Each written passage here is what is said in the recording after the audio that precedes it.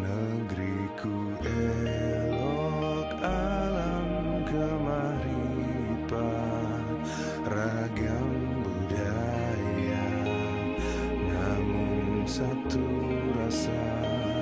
Kami keagama akan turut menjaga bumi Indonesia.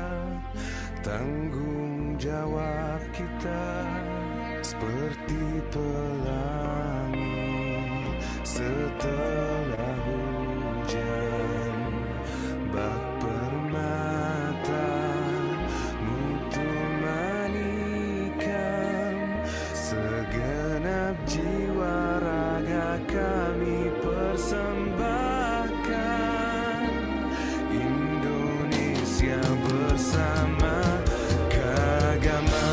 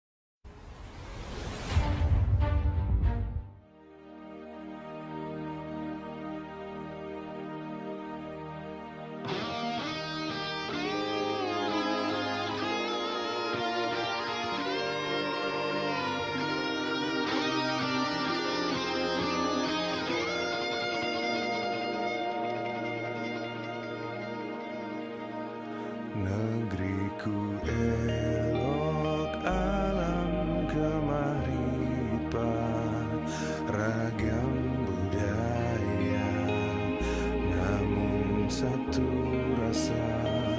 Kami keagama akan turut menjaga bumi Indonesia. Tanggung jawab kita seperti pelangi setelah hujan, bak permata mutu manikam, segenap jiwa raga kami persembahkan. Indonesia bersama keagamaan.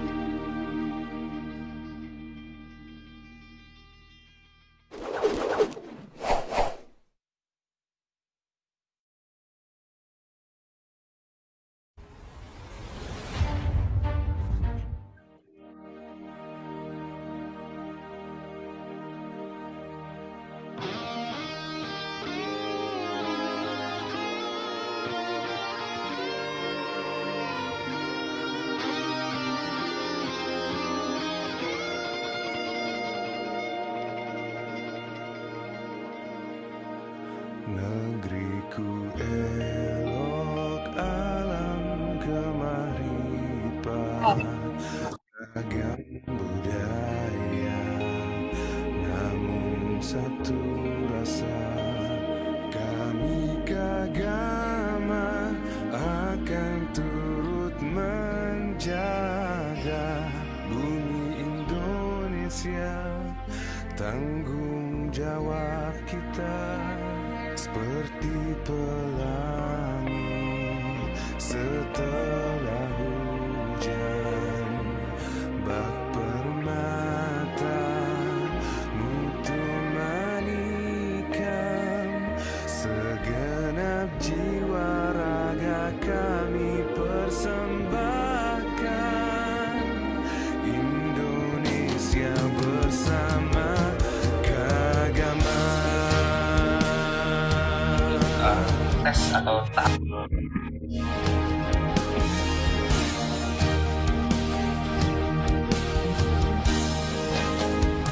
Negeriku elok, alam kemaripan, ragam budaya, namun satu rasa. Kami kagama akan turut menjaga bumi Indonesia. Tanggung jawab kita seperti pelangi setelah hujan, bak permata mutu manikam, segenap jiwa raga kami persembahkan. Indonesia bersama Kagama, seperti pelangi setelah hujan, bak permata mutu manikam, segenap jiwa raga kami persembahkan. Indonesia bersama Kagama, Indonesia bersama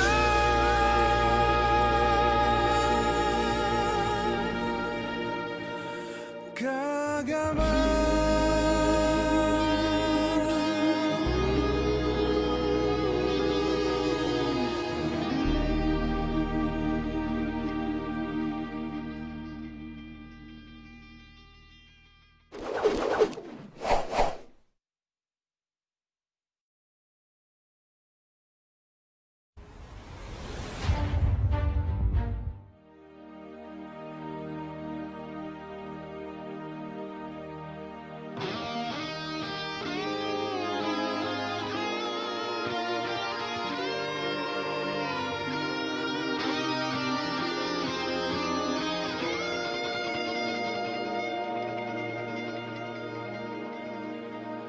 Negeriku elok, alam kemaripan, ragam budaya, namun satu rasa. Kami kagama akan turut menjaga bumi Indonesia. Tanggung jawab kita seperti pelangi setelah hujan, bak permata mutu manikam, segenap jiwa raga kami persembahkan. Indonesia bersama keagamaan.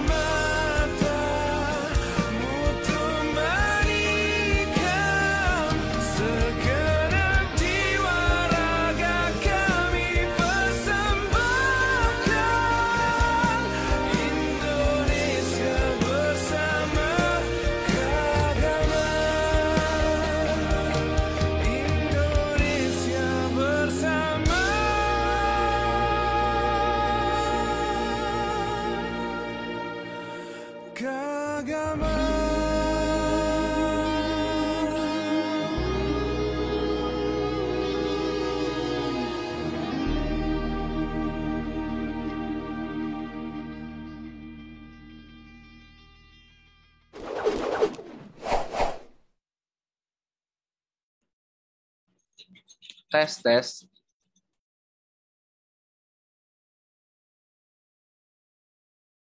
Halo, selamat malam Dokter Faris. Ya, selamat malam. Malam Dokter Faris. Dokter Lili sudah hadir, Dok? Halo, selamat malam. Halo, selamat malam Dokter Lili. Mungkin kita langsung mulai aja ya, Dok ya. Oke deh. Selamat datang buat teman-teman semua di acara alumni UGM. Kali ini acaranya Awardee Talk yang dimana kita berkolaborasi dengan alumni UGM. Kali ini angkatan 2011 nih. Di sini ada Dr. Lili dan juga Dr. Faris. Kali ini pembahasan kita semoga kurang lebih nanti bisa membantu teman-teman sejawat yang sekarang lagi mau ngambil LPDP, program LPDP dokter spesialis. Mungkin sebelumnya kita mulai dari Dr. Lili dulu ya. Teman-teman, kalau misalnya yang belum tahu, Dr. Lili ini sama dengan Dr. Faris dari angkatan 2011. Sebelumnya ini, kalau misalnya dari CV-nya yang dikirimkan, dok, saya lihat beberapa kali Dr. Lili jadi asisten penelitian di bagian anak, lalu sempat juga menjadi asisten penelitian di bagian Obsgin, namun sekarang di bagian, kalau nggak salah, di bagian bedah ya, dok? Halo, ya. Jadi dulu pada saat selesai FK, selesai S1, kemudian profesi, itu saya sempat magang memang di bagian anak. Itu bagian anak ya seperti yang kita tahu ya terkenal banget dengan penelitiannya. Jadi saya waktu itu magang dengan Dr. Rina. Kemudian untuk yang Obsgin itu penelitian skripsi. Jadi waktu itu penelitian payung bersama Prof. Ova. Waktu itu penelitiannya di Ternate, kita mengambil data. Kemudian sebenarnya saya magang juga di bagian bedah. Jadi pada saat saya internship, saya sempat magang dengan seorang dokter bedah yang merupakan kepala IGD pada saat saya internship dulu, jadi magangnya di Oka, jadi bisa dapat kesempatan untuk gimana lihat flow-nya Oka dan tindakan-tindakan di sana. Oke, mungkin kalau dari, oh iya, untuk teman-teman sebelumnya, mohon maaf ini dibantunya juga dengan saya mohon maaf Dokter Lili, Dokter Faris, saya adik kelasnya Dokter Lili dan Dokter Faris, saya angkatan 2015 dok, saya Yosua. Halo. Kebetulan baru lulus internship juga ini dok, masih ya cari-cari pengalaman juga dok, banyak belajar dari Dokter Lili dan Dokter Faris dok. Mungkin dari Dokter Faris juga angkatannya sama dengan angkatan Dokter Lili ya di 2011. Sebelumnya kalau misalnya dari CV-nya Dokter Faris sendiri saya lihat pernah bukan cuma di bagian penyakit dalam tapi pernah menjadi asisten penelitian di bagian kulit juga ya dok? Iya, benar. Namun sekarang mengambil residensinya di bagian penyakit dalam ya dok? Iya, sekarang di penyakit dalam. Memang sebelumnya ya, jadi ini suaranya kedengeran ya? Terdengar dok?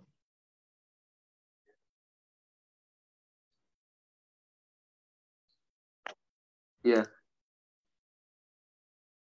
Jadi sebelumnya memang penemuan jati diri untuk memilih dan menentukan akhirnya ke penyakit dalam itu memang ini butuh waktu. Ya awalnya memang tertariknya ke beberapa bidang. Oleh karena itu waktu itu mengisi waktu luangnya menjadi asisten penelitian di bagian DP. Namun waktu itu sebenarnya yang diambil adalah pengalaman dalam menjadi seorang asisten penelitian ya. Jadi walaupun itu bidangnya beda dengan yang digeluti sekarang, tapi tetap ada manfaatnya untuk yang sekarang. Ya jadi ya jangan takut kalau misalnya masih bingung mau ngambil spesialis apa, pokoknya isi aja waktu luangnya dengan kegiatan-kegiatan bermanfaat, nanti pasti akan berhubungan dengan yang sekarang. Oke, thank you banget dok. Karena kebetulan mungkin dari teman-teman kita, mungkin awalnya dari S1 belum tahu mau milih apa, bahkan sampai koas bukannya makin jelas malah makin bingung ya dok. Mungkin kita jalankan lama-lama, mungkin kayak Dokter Lili dari waktu masa kerjanya makin jelas maunya ngambilnya kemana. Mungkin kalau misalnya dari Dokter Lili atau Dokter Faris ada materi yang mau disampaikan dulu dok? Ya kebetulan saya sama Dokter Lili sudah WA ya. Kita siapa duluan yang mau mulai nih, Dokter Lili? Nanti mungkin dari saya dulu ya. Monggo dokter. Oh ya, ini kebetulan saya ada materinya, nanti bisa dilihat di layar ya. Ini waktunya berapa lama Dokter Joshua? Monggo dokter, ini waktu disiapkan dari jam 7 sampai jam 9 malam dok. Jadi boleh bebas dok. Oh iya, ya nanti diingetin ya. Baik dokter. Timekeepernya. Oke. Apakah sudah terlihat jelas untuk presentasi, untuk slide-nya? Terlihat, dokter. Iya. Oke, saya mulai ya. Assalamualaikum warahmatullahi wabarakatuh. Selamat malam untuk rekan-rekan sejawat semuanya dan calon awardee LPDP spesialis pada malam hari ini yang sudah bergabung. Pada malam hari ini, perkenalkan saya Faris Nurul Huda. Seperti yang sudah disampaikan oleh Dr. Yusua tadi, saya alumni FKUGM 2011 sama dengan Dr. Lili. Lalu saya lulus LPDP PPDS itu tahun 2019 dan menjadi PPDS Ilmu Penyakit Dalam itu tahun 2020, yaitu angkatan Juli 2020. Saat ini saya sedang di semester 5. Kita mulai saja, mungkin ini pendahuluan ya untuk apa itu beasiswa dokter spesialis dan subspesialis.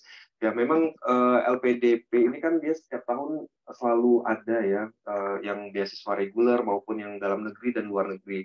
Namun khususnya untuk yang beasiswa dokter spesialis ini sejak pandemi itu vakum dulu, jadi sempat tidak ada beasiswa spesialis ini, dan itu sangat ditunggu-tunggu oleh seluruh dokter di seluruh Indonesia, karena memang terakhir itu beasiswa dokter spesialis itu di angkatan saya, yaitu pada tahun 2019 itu yang terakhir. Lalu setelah itu pandemi dan mungkin ada perubahan skema beasiswa di Kementerian Kesehatan sehingga beasiswa sempat tertunda dan sempat tidak diadakan, dan akhirnya inilah saatnya yang ditunggu-tunggu akhirnya ada lagi beasiswa dokter spesialis.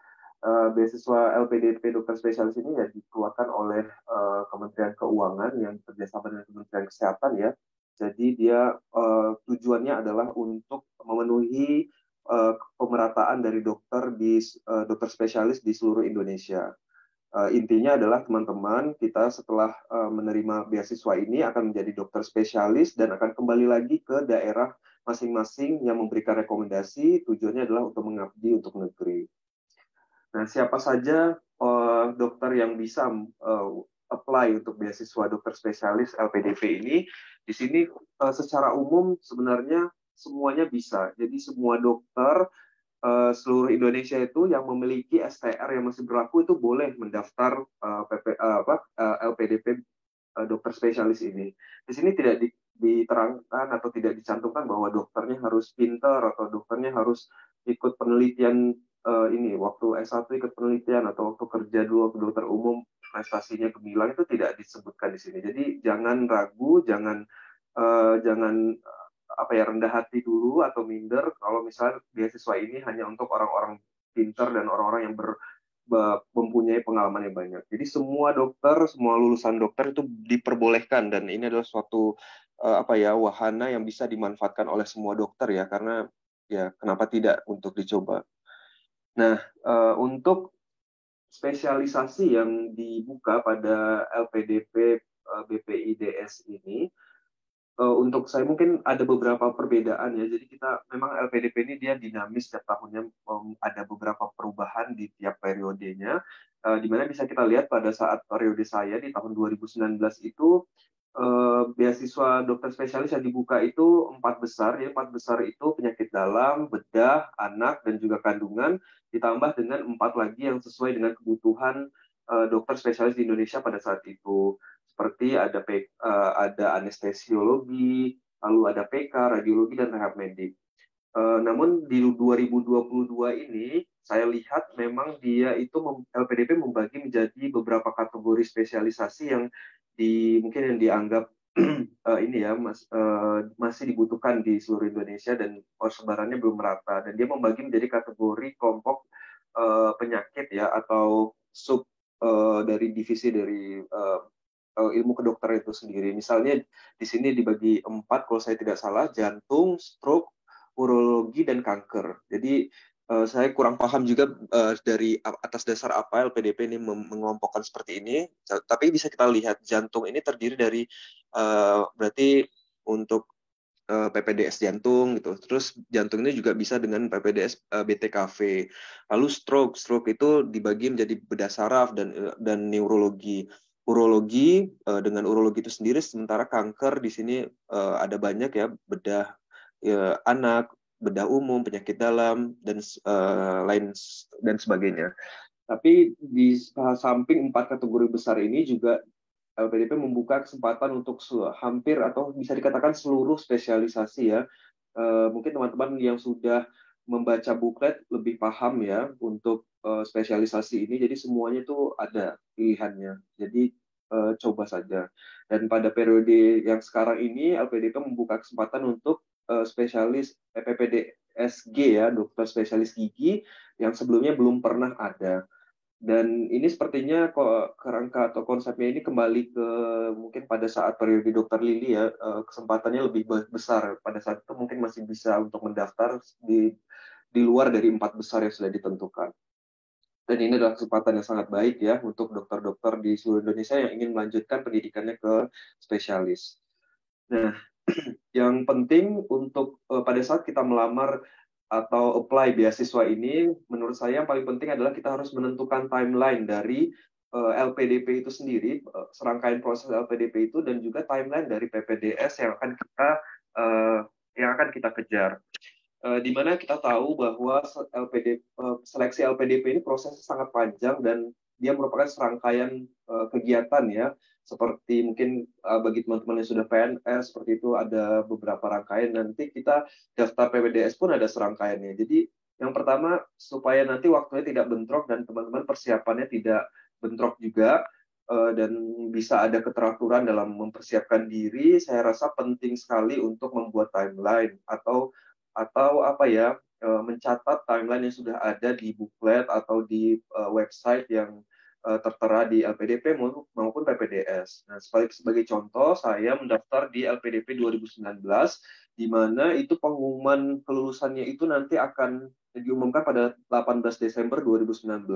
Sementara PPDS, seleksi PPDS IPD UGM itu ada 2 pilihannya, yaitu waktu itu 2020 mau Januari atau Juli 2020.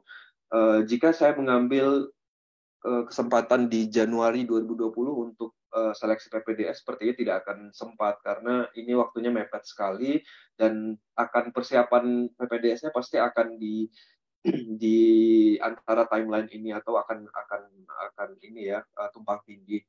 Sehingga saya tidak berani untuk mengambil resiko, saya main aman, saya ambilnya untuk seleksi untuk Juli, angkatan Juli 2020, di mana mulai seleksinya itu dari mulai bulan 2020. Nah, sehingga pada saat awal untuk seleksi LPDP mungkin mudahnya kita bagi menjadi 3 pada saat tahun saya itu. Yang pertama itu ada 3 besar seleksi administrasi yang sekarang saat ini teman-teman sedang jalankan ya, seleksi berkas atau seleksi administrasi. Yang kedua adalah SBK, waktu itu seleksi berbasis komputer, dan yang terakhir adalah seleksi wawancara. Dan setelah itu barulah pengumuman.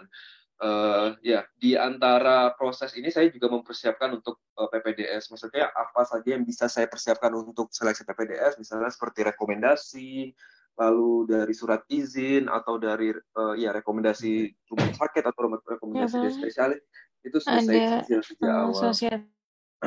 Sehingga ini ya bisa ini berkesinambungan dan tidak bentrok. Sebenarnya kalau misalnya teman-teman berani untuk makanya timeline ini harus dibuat ya. Soalnya teman saya itu ada juga yang sama saya LPDP 2019, tapi dia berani mengambil di PPDS Januari 2020, dan ya sebenarnya sempat aja sih, tapi ya jadinya waktunya sangat kejar-kejaran, dan akhirnya pada saat persiapan keberangkatan dia harus izin untuk melaksanakan persiapan keberangkatan atau PK itu di Jakarta.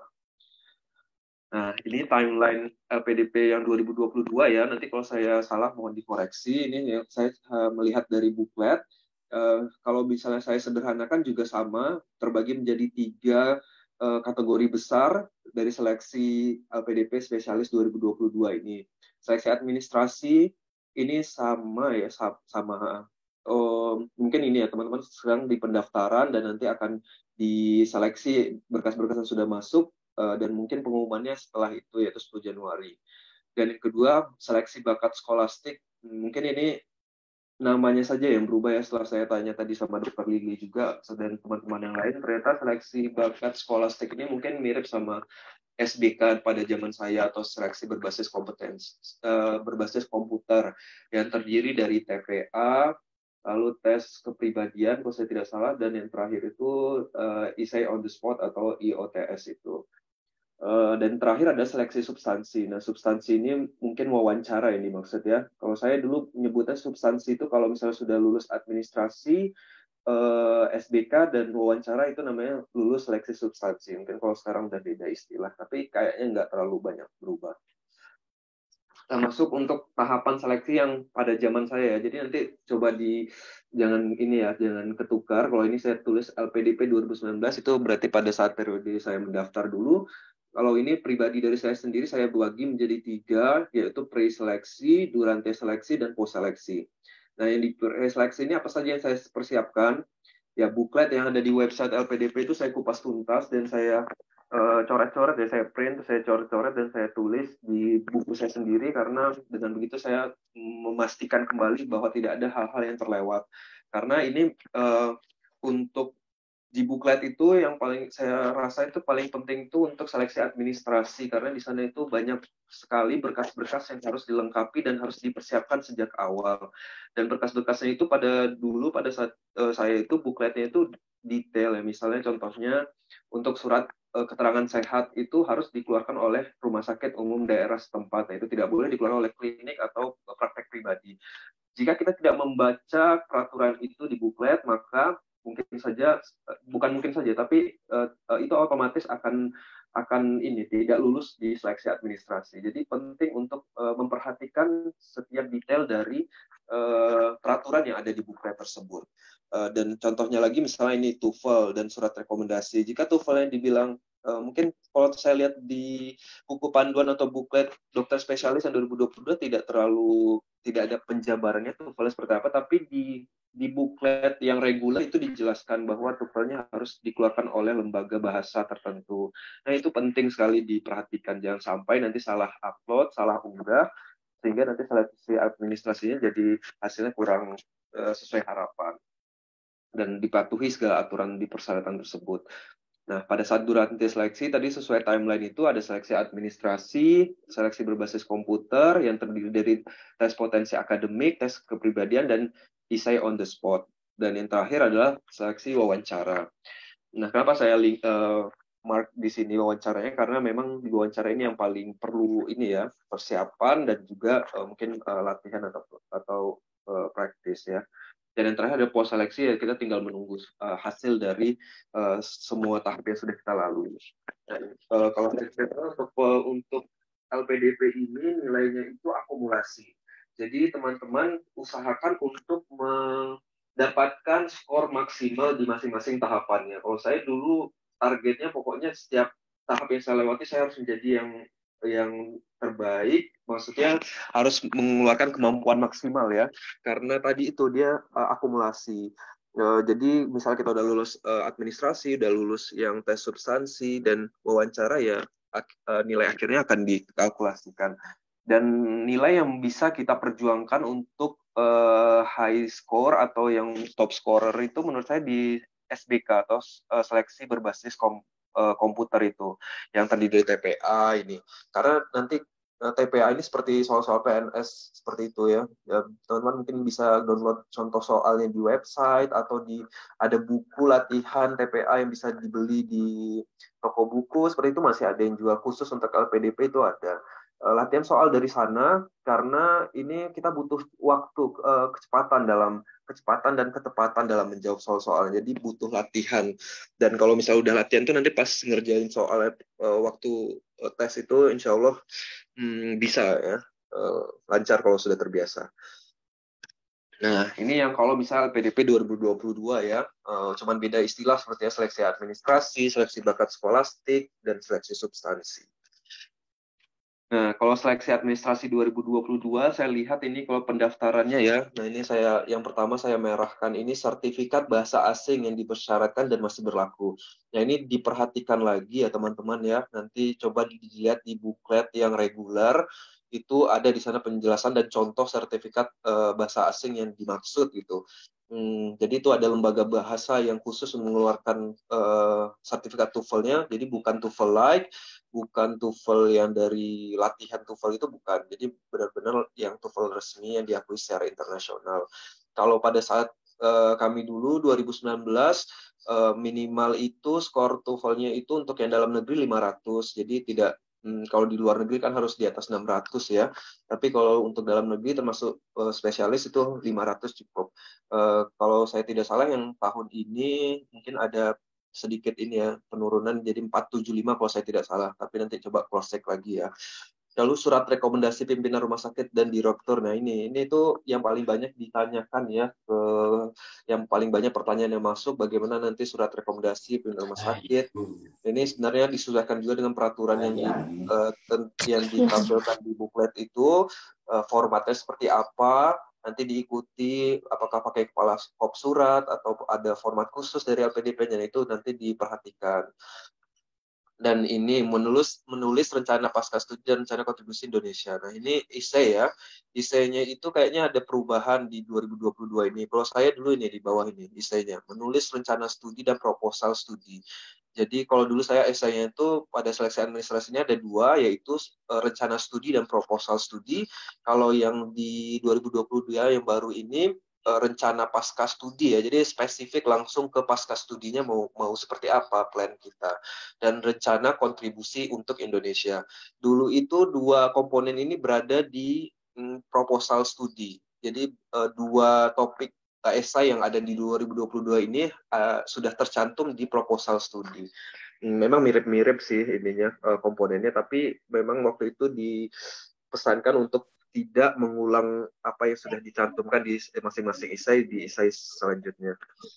Nah, ini dulu kalau misalnya esai saya kan ada dua jenis ya, rencana studi dan juga proposal studi. Di mana rencana studi ini maksudnya itu nanti dijelaskan latar belakang untuk kenapa kita ingin melanjutkan sekolah spesialis, kenapa nggak cukup jadi dokter umum saja gitu.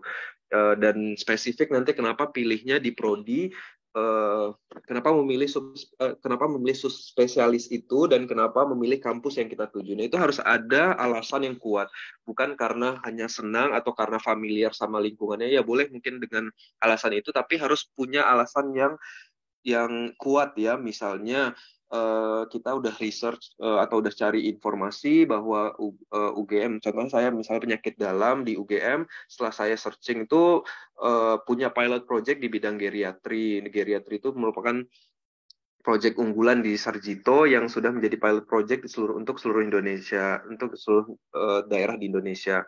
Nah, seperti itu kan sebenarnya kalau kita tidak research dan tidak cari tahu info, kita mungkin tidak akan tahu. Taunya mungkin penyakit dalam di UGM ya pasti bagus, nah seperti itu aja kan. Tapi kalau kita research, kita ternyata bisa menampilkan keunggulan-keunggulan tersebut dan itu bisa meyakinkan pihak LPDP-nya untuk, oh berarti ini calon awardee-nya ini antusias dan curious, dia mencari informasi selengkap-lengkapnya untuk studinya ke depan. Nah, itu menurut saya penting ya. Lalu yang kedua, deskripsi rencana perkuliahan dan SKS per semester. Nah, ini juga menggambarkan kalau misalnya kita prepare dan kita sudah persiapan dengan studi yang akan kita tempuh. Jadi waktu itu saya bertanya ke senior yang sudah duluan di FPPDS ilmu penyakit dalam, saya menanyakan kurikulumnya, silabusnya, dan segala macam, dan saya tampilkan di esai tersebut. Dan di esai ini sangat spesifik untuk mendeskripsikan tesis. Jadi kita tuh sudah harus punya sudah punya pandangan ke depan nanti setelah pada saat PPDS itu akan ngapain saja kegiatannya. Lalu tesis yang akan kita ambil topiknya apa itu sudah harus kita plankan sejak sekarang sebelum mendaftar LPDP ini, karena mereka menunggu kontribusi kita itu dalam bentuk ini salah satunya topik penelitian. Nah, nanti nanti esai yang kita bikin ini akan berhubungan dengan wawancara nanti. Jadi kita harus mempersiapkan esai ini dengan rapi dan dengan terstruktur ya. Karena ini akan menjadi bekal kita nanti untuk menjawab pertanyaan-pertanyaan di wawancara yang berhubungan terkait dengan rencana studi kita. Nah, kalau yang kedua, esainya adalah proposal studi. Proposal studi ini dia disebutkan ada 6 paragraf waktu itu. Jadi ada latar belakang, alasan pemilihan bidang studi di bidang keahlian, ini alasan perguruan tinggi, relevansi terhadap kebutuhan. Nah, ini kan saya bilang tadi, jadi mirip-mirip sama yang esai sekarang. Jadi relevansi terhadap kebutuhan ya ini pasca studi gitu ya. Ya. Jadi kontribusi kita terhadap Indonesia nanti setelah lulus itu seperti apa? Nah, itu intinya seperti itu.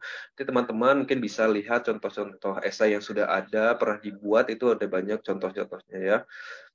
Nah, itu yang terkait seleksi administrasi. Mungkin nggak semuanya saya sampaikan karena kalau semuanya mungkin akan panjang waktunya. Jadi yang penting-penting saja tadi, yang penting adalah esai tadi. Yang kedua adalah seleksi berbasis komputer. Nah, SBK di tahun 2019 itu dibagi 3 tadi, TPA, tes kepribadian, dan EOTS. Nah, TPA atau tes intelijensia umum ini seperti TPA pada umumnya, dan dia memang butuh kecepatan dalam menjawabnya itu karena dia terdiri dari 60 soal, waktunya hanya 90 menit. Satu soal itu 1,5 menit saja. Dan kalau bisa tuh jawabnya otomatis, jadi udah nggak pakai mikir. Karena ada ini ya, kalau dia soalnya itu soal seperti soal matematika seperti itu, kalau pakai rumus kan panjang. Jadi nanti ada cara-cara untuk menjawab itu dengan cepat dan tepat. Ada teknik-teknik jitunya. Dibagi menjadi 3 ya, kalau saya tidak salah ingat, ini berdasarkan ingatan saya saja. TPA itu ada 3 jenisnya, tes verbal, tes numerik, dan tes penalaran. Jadi ada 30 soal yang verbal, 15 soal yang numerik, dan penalaran 15. Dan ini kalau tidak salah itu multiple choice ya. Nah, ini be a top scorer. Jadi ini sangat saya tekankan ya. Jadi kalau bisa jadi top scorer di tes SBK ini. Intinya bukan top score, tapi kerjakan sebaik-baiknya, jangan dianggap remeh tes SBK ini. Kalau kita menganggapnya, oh administrasi saya kan udah lengkap, saya banyak prestasi gitu, nanti terbantu dengan berkas saya gitu. Jangan pernah berpikir seperti itu, maksimalkan di semua kesempatan ya. Lalu tes kepribadian ini nanti kayak ini tuh agak abstrak tesnya, memang nanti ada beberapa pernyataan gitu, nanti ada 5 opsi, terus kita tentukan mana yang benar. Sebenarnya jawabannya benar semua, tapi mana yang paling benar. Mungkin ini pada tes tes IQ gitu sering muncul ya. Intinya ini nggak perlu belajar sih kalau tes kepribadian, ini hanya melihat mungkin kepribadian kita oleh psikolog gitu. Dan ini essay on the spot. Nah, ini juga butuh persiapan ya, essay on the spot, karena waktu pas sebelum SBK ini yang saya pelajari sangat itu ini TPA dan juga IOTS ini, karena kita harus mempelajari isu terkini di dalam negeri dan luar negeri yang hangat saat ini.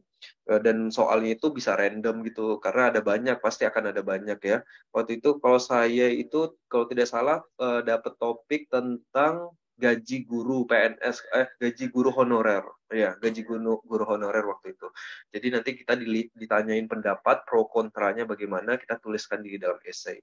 Kalau teman-teman sering baca itu mudah sih ini, maksudnya tidak ada hambatan nanti. Mungkin dalam membuatnya dalam bentuk essay saja yang perlu latihan ya. Jadi mulai dibaca isu-isu terkini dalam negeri dan topik-topik terhangat itu apa yang di bidang pemerintahan gitu, atau yang ada isu pro kontra itu mulai dicari-cari ya. Nah, itu yang tes substansi atau tes seleksi berbasis komputer. Nah, yang ketiga ini wawancara. Nah, wawancara ini yang tadi ya, yang ini tes ketiga atau sekarang namanya tes substansi.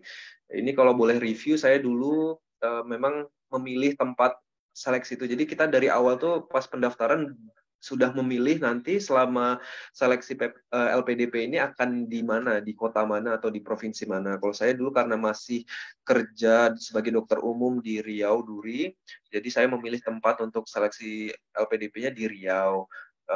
Yaitu waktu itu di Pekanbaru. Ini masih ada tanggalnya 7 November 2019. Saat itu wawancaranya kalau saya boleh bagi itu ada 2 besar ya, wawancara nasionalisme dan wawancara utama.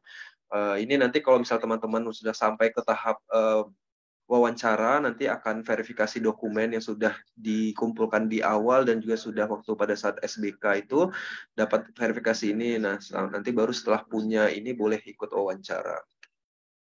Wawancaranya itu pada saat itu saya itu ada 3 interviewer dan masing-masing. Jadi kita nanti settingnya itu satu kita sendiri.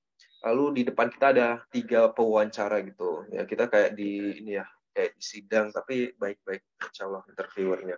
Nah, yang interviewernya itu ada 3 dan 3 interviewer itu berasal dari background yang berbeda-beda dan kita tidak dikasih tahu atau tidak diberitahu kalau misalnya siapa nama pewawancara kita dan dari mana asal latar belakang pendidikan ataupun keahlian beliau, kita tidak dikasih tahu, sehingga nanti kita tahunya setelah kita diwawancara tuh, oh ini kayaknya wawancaranya tentang kepribadian atau psikologi, oh ini tentang rencana studi, dan satu lagi tentang riwayat akademik kita. Waktu itu saya di sesi saya itu ternyata ada sesi wawancara tambahan dan itu baru ada di periode saya itu, yaitu ada namanya wawancara nasionalisme. Jadi khusus sendiri waktu itu wawancaranya. Nah, wawancara kalau saya boleh beri saran untuk ini adalah yang saya siapkan waktu itu pas untuk wawancara. Jadi manner saat wawancara ini perlu diperhatikan. Yang pertama kita harus percaya diri dan tetap sopan, lalu senyum, salam, sapa, sentuh, tetap kita ini ya perhatikan budaya-budaya ketimuran. Lalu ya jangan lupa mengetuk pintu pada saat masuk ke ruangan, lalu perkenalkan diri. Lalu setelah itu duduk jika sudah dipersilahkan duduk. Jangan langsung nyelonong duduk saja. Nah, yang seperti ini mungkin terdengar sepele ya, tapi justru yang hal-hal seperti ini itu yang diperhatikan. Dan kenapa tidak? Maksud saya ini kan merupakan suatu manner, jadi bisa kita terapkan dan kita biasakan. Nah, sikap duduknya ini juga kalau saya sih penting untuk untuk dilakukan ini supaya menambah kepercayaan diri kita dan kesiapan kita, dan dari interviewer juga bisa menganggap kita, oh ini orang nih siap dan dia profesional gitu kan. Jadi impressionnya itu terbentuk di sana. Nah, kalau misalnya kita tidak ada meja, duduknya seperti ini ya, tangannya punggungnya tegap dan juga tangannya di kedua paha. Tapi waktu itu saya tidak ada meja waktu itu, jadi posisi saya seperti ini. Kalau misalnya ada meja, mungkin tangan bisa ditaruh di tepi dari meja, bukan di tengah meja tapi di tepi meja ya, supaya kita tetap kelihatan tegap. Dan perkenalkan diri secara singkat, kalau misalnya dibilang boleh perkenalkan diri gitu. Nah, nanti ada apa yang harus disampaikan pada saat perkenalan diri itu. Tidak perlu panjang-panjang perkenalan diri, karena nanti akan ada pertanyaan-pertanyaan yang panjang. Jadi cukup singkat saja. Dan harus kita harus fokus dengan pertanyaan yang dilontarkan. Kalau misalnya nggak bisa jawab, sebisa mungkin kita harus menjawab dengan dengan meyakinkan dan juga diplomatis ya. Kalau misalnya kita stuck, jangan blocking, jangan diem aja, tapi jawablah semampu kita dan jawab secara profesional ya. Nanti mungkin saya bisa kasih contoh. Waktu itu saya juga ada pertanyaan yang tidak bisa saya jawab, tapi ya saya jujur saja waktu itu memang jawabannya saya belum ketemu gitu.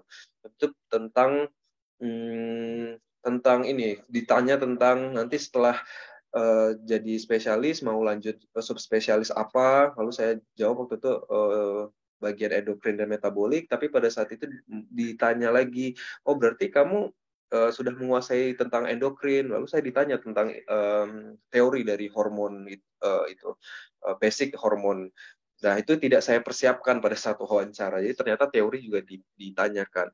Tapi mungkin tidak semuanya ya, tapi bisa sewaktu-waktu dipertanyakan. Nah, kalau seperti itu ya jawab sebisanya, lalu mungkin kalau misalnya kita tidak puas dengan jawaban kita bisa menyampaikan bahwa untuk itulah saya mendaftar beasiswa LPDP ini, agar saya bisa melanjutkan pendidikan di spesialis, sehingga saya bisa mendapatkan ilmu dari guru-guru yang akan mendidik saya nanti, sehingga ilmunya bisa saya terapkan untuk masyarakat. Nah, boleh jawaban seperti itu, boleh, yang menunjukkan kalau kita tidak menyerah ya. Dan be a good storyteller. Jadi bayangkan aja sebanyak itu peserta yang mendaftar LPDP, nggak mungkin semuanya itu bisa berkesan dan menimbulkan impresi bagi pewawancaranya. Jadi kita perlu untuk menjadi storyteller yang bagus, yang baik, dan enak untuk didengar ceritanya. Jadi boleh menambahkan mungkin kita ceritanya itu bisa ditambahkan yang bisa menggugah hati, atau tunjukkan kalau kita tuh benar-benar mau untuk membangun negeri. Nah, seperti itu. Di akhir statement kita bisa ditambahkan seperti itu. Nah, untuk perkenalan dirinya mungkin cukup ini ya, singkat saja kalau ditanya. Jadi nama saya Faris, saya asalnya dari Duri, Riau. Saya dulu S1-nya di FKUGM dan saat ini bekerja sebagai dokter umum di Duri. Saya berencana untuk melanjutkan pendidikan ke spesialis penyakit dalam di FKUGM. Karena apa? Alasannya apa? Sehingga untuk itulah saat ini saya mengikuti seleksi LPDP spesialis. Nah, seperti itu. Nanti baru setelah itu ditanya tentang satu-satu oleh wawancaranya. Yang topik pertama adalah riwayat studi akademik. Nah, ini kenapa memilih S1 kedokteran, lalu ditanya juga waktu itu tentang skripsi dan kegiatan-kegiatan akademik dan non-akademik saat S1 juga ditanyakan. Dan S1 itu walaupun kita skripsi waktu itu rasanya kayaknya mungkin nggak ingat sekarang ya, tapi coba dibuka-buka lagi skripsi S1-nya dan nanti di wawancara itu ditanyakan apa kepentingan atau relevansinya terhadap masyarakat dari skripsi kita tersebut, dan apakah ada hubungannya dengan tesis yang akan kita ambil nanti. Nah, seperti itu. Yang kedua, topik kedua wawancara itu rencana studi. Nah, ini kenapa memilih sekolah spesialis dan program studi tersebut, kenapa memilih universitas dan kota tersebut, ini research. Jadi tanya, karena ini tuh mungkin kita perlu usaha untuk tanya senior, dan kita browsing dari Google tentang keunggulan masing-masing ini bagian ini ya. Dan kalau misalnya ini membuktikan kalau kita itu benar-benar ingin untuk sekolah di sana. Dan jangan sungkan untuk bertanya sama teman-teman yang sudah pernah melaluinya. dan ini rencana studi termasuk topik tesis PPDS tersebut dan kenapa mengambil topik tersebut, dan setelah lulus PPDS. Nah, ini kan sebenarnya mirip atau ya senada dengan esai kita tadi ya. Jadi makanya itu kalau misalnya esainya sudah baik, nanti wawancara kita tinggal mendeskripsikan atau menjabarkan isi dari esai kita itu sendiri.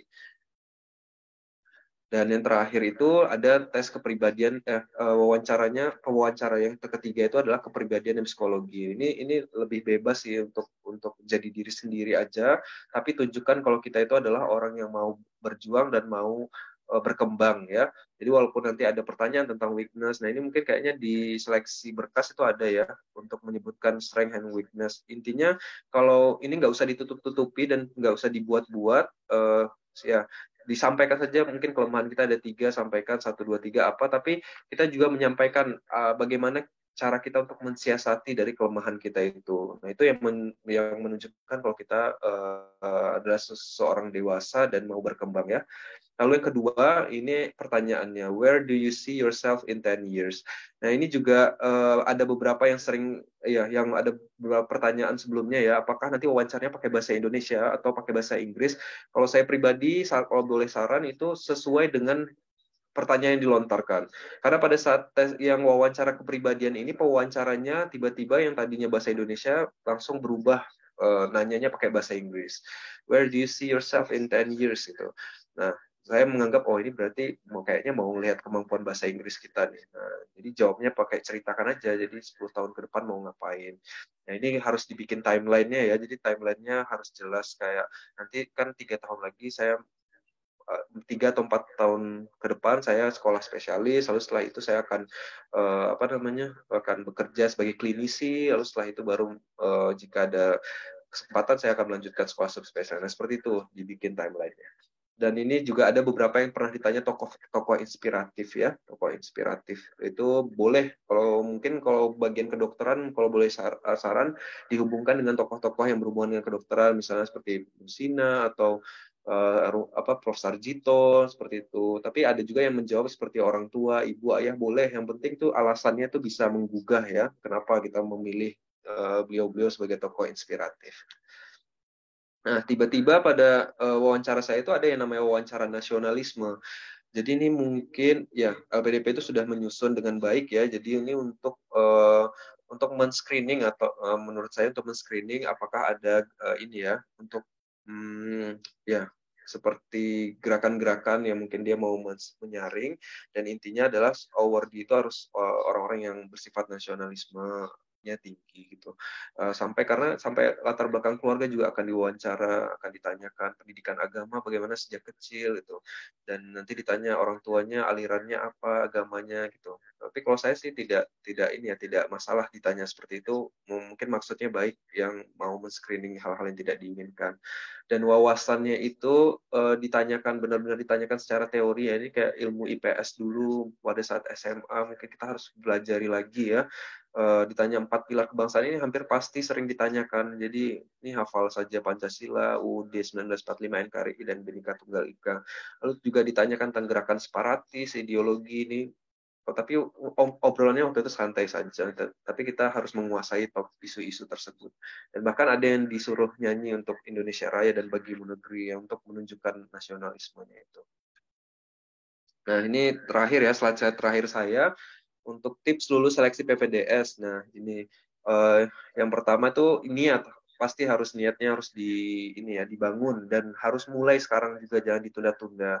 Karena ini ada quotes ya, you don't have to see the whole staircase, just take the first step. Nah, kalau misalnya kita masih ragu-ragu, ya udah jalan aja. Apa yang bisa kita lakukan? Mungkin ya kita ngurus berkas ini dulu, rekomendasi dulu. Oke, sembari nunggu rekomendasi keluar, kita mau latihan TOEFL dulu. Oke, latihan TOEFL. Nah, seperti itu. Jadi lakukan aja, jangan dilihat itu to-do list-nya banyak, tapi mulai satu-satu ya. Lalu research atau cari informasi sebanyak-banyaknya. Bisa dari senior, bisa dari teman sejawat yang sebelumnya sudah pernah berkecimpung di sana. Di Google website itu banyak, di YouTube juga banyak orang-orang yang membagikan pengalamannya. Lalu bikin timeline seperti yang tadi, dan review, double cross check apapun yang sudah kita lakukan, khususnya yang seleksi berkas ya. dan latihan untuk latihan wawancara seperti itu. Dan yang paling penting adalah restu dari orang tua dan keluarga serta doa dan ibadah. Ini sifatnya personal ya. Jadi intinya tingkatkan ibadah kalau kita memang ingin sesuatu.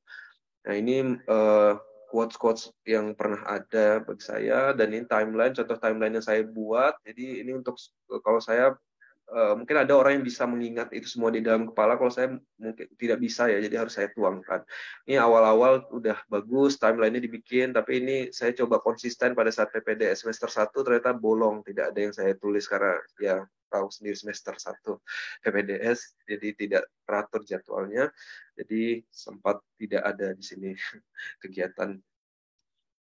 Ini pada saat saya persiapan keberangkatan, ini PK 172, ini pun saya mundur PK-nya karena waktu itu ada pandemi, sehingga saya menandatangani persetujuan siap dan sedia untuk diberangkatkan PK kapanpun dipanggil oleh LPDP. Sehingga pada saat itu saya masih residen R1, diminta untuk PK online, dan PK itu ada banyak sekali tugas-tugasnya, dan akhirnya disempat-sempatin di tengah-tengah pandemi dan di tengah-tengah residensi. Akhirnya terlalu. Mungkin demikian presentasi saya. Ini sekedar mengingatkan ya, kalau tadi saya cek di website sebelum acara ini mulai, ini tinggal 10 hari, 5 jam 22 menit untuk penutupan pendaftaran administrasi. Ya, sekedar mengingatkan saja. Ya, mungkin demikian, saya kembalikan kepada Dr. Yohanes. Dokter, silahkan. Luar biasa Dokter Faris. Thank you banget dok ini untuk sharingnya. Mungkin yang banyak mencerahkan juga buat teman-teman, apalagi yang angkatan saya ya dok, yang baru lulus internship, baru tahu nyari-nyari informasi tentang LPDP spesialis ini. Ternyata yang ditanyakan ini malah lebih hal-hal yang general ya dok. Bukan hal-hal yang seperti misalnya ingin daftar ke bagian IPD, itu bukan malah yang ditanyakan di bagian IPD-nya sendiri ya dok. Lebih ke hal-hal yang general.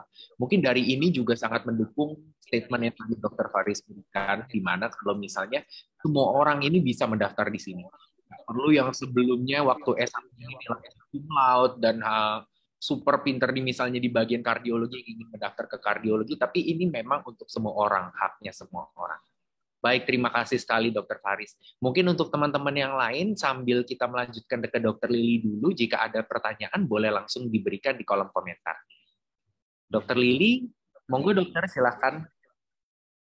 Oke, baik, terima kasih.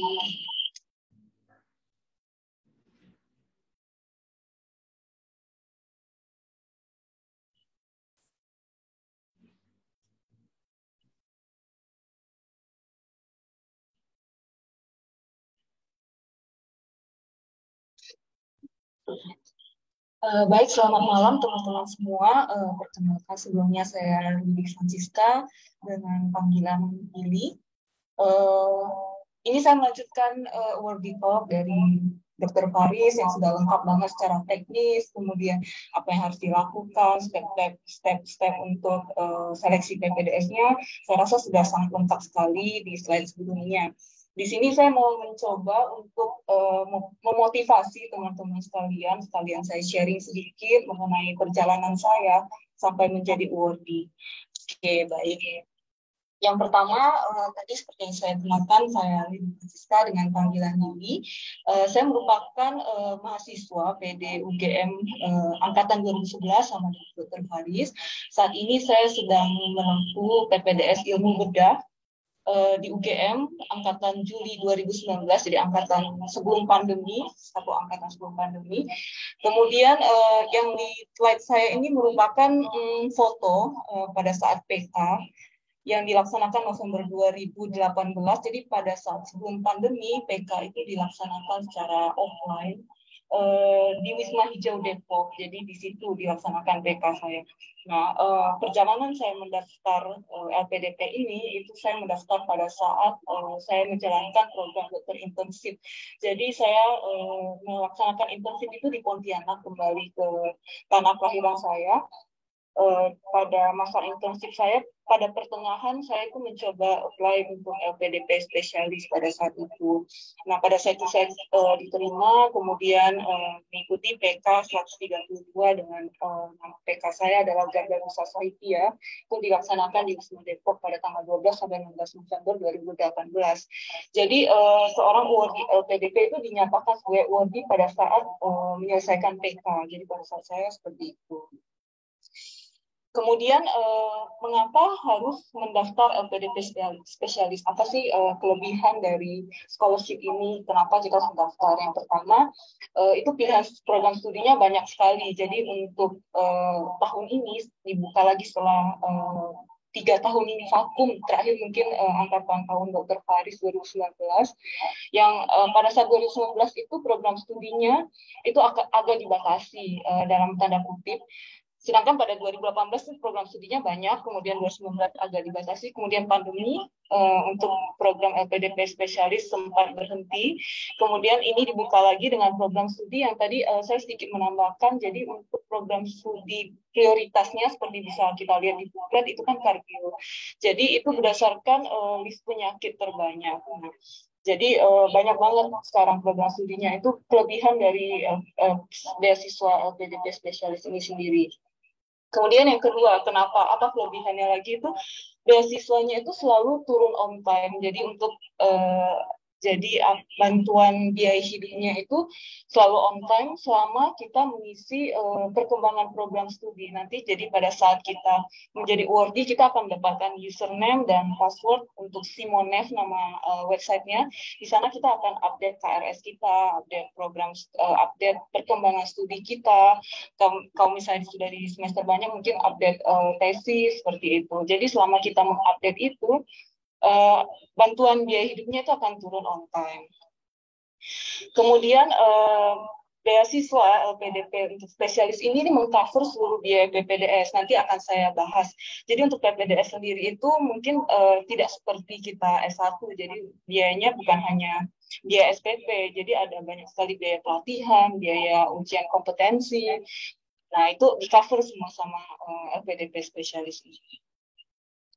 Kemudian yang terakhir adalah ikatan alumni yang baik. Jadi untuk awardee LPDP itu dinamakan Mata Garuda, kita ada milih sendiri. Jadi di situ misalnya ada update pekerjaan, kemudian update untuk bantuan unduh jurnal, itu semua ada di situ. Next, mungkin ini yang banyak ditanyakan oleh teman-teman, karena ini tidak ada di buklet yang diedarkan, tapi ini sebenarnya bisa di-download di website Simonev itu. Nah, itu ada komponen biaya LPDP spesialis. Apa aja sih sebenarnya di-cover oleh LPDP ini? Oke, pertama biaya yang paling core-nya itu adalah dana pendidikan. Dana pendidikan itu mencakup dana pendaftaran kita pada univ-univ yang ada dana pendaftaran itu di-cover full oleh LPDP. Kemudian dana SPP. Dana SPP per semester itu dibayarkan langsung oleh LPDP ke universitas. Jadi saya selaku awardee LPDP itu tidak perlu membayar sekolah lagi. Jadi sistemnya bukan reimburse, tapi LPDP membayar langsung. Kemudian ada dana tunjangan buku. Dana tunjangan buku itu diberikan LPDP setiap tahunnya itu dengan nominal sebesar 10 juta rupiah. Itu diberikan oleh LPDP dengan harapan jika kita perlu membeli buku untuk studi kita itu bisa tercover dari situ. Kemudian berikutnya ada dana bantuan penelitian, baik tesis maupun disertasi. Kalau dalam kasus ini kita menulisnya tesis ya, kalau misalnya pada PPDS itu di-cover oleh LPDP. Kemudian ada dana bantuan seminar internasional selama kita menjadi speaker, itu akan di-cover oleh LPDP juga. Dana bantuan publikasi jurnal itu di-cover juga. Itu masuk dalam core dana pendidikan di-cover oleh LPDP. Kemudian poin kedua itu dana pendukung. Dana transportasi ini yang dimaksud adalah dana kita berangkat dari, misalnya saya dari Pontianak ke Yogyakarta, karena saya dari sekolahnya di UGM, itu di-cover oleh LPDP. 1 kali berangkat pada saat sebelum memulai sekolah, kemudian 1 kali lagi nanti jika saya sudah menyelesaikan sekolah.